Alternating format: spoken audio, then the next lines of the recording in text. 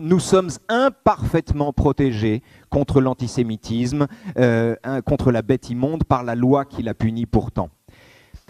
Quand on invente un génocide imaginaire de Palestiniens, mais qu'on refuse de parler de terrorisme à propos d'un pogrom, il n'y a pas et il n'y a jamais eu de génocide à Gaza, comme le racontent tant de gens. Tsahal a peut-être commis des crimes de guerre, auquel cas ils seront documentés.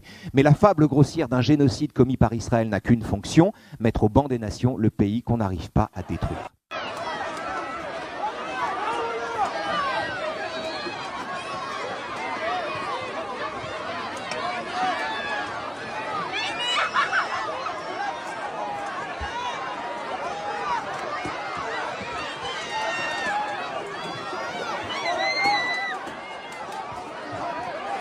La survie des Palestiniens privés depuis 2 mois d'aide humanitaire ne tient qu'à un fil.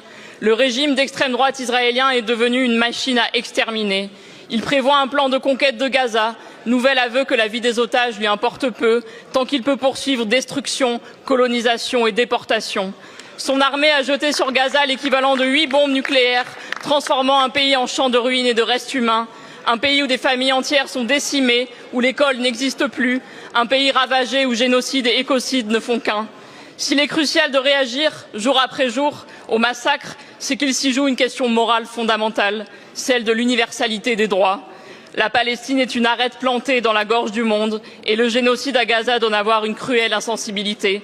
Monsieur Bayrou, imaginez une seule seconde si plus de 50 000 Américains ou Français, dont 20 000 enfants, étaient assassinés de la sorte.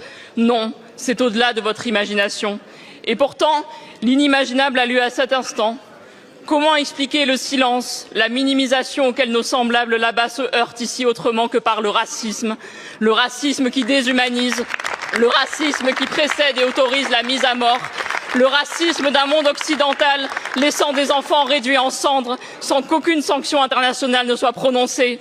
Pas de sanctions, pas de reconnaissance immédiate de l'État de Palestine, rien pour rompre l'accord d'association UE-Israël. Le criminel de guerre Netanyahou survole même la France en toute impunité, tandis que vos livraisons d'armes s'acheminent vers le pire. Monsieur le Premier ministre, collègues, voilà que la France s'accommode d'un génocide. La liberté d'expression est portée disparue. Procédure Bayon, dissolution d'associations comme Urgence Palestine pour réduire au silence celles et ceux qui refusent la disparition d'un peuple.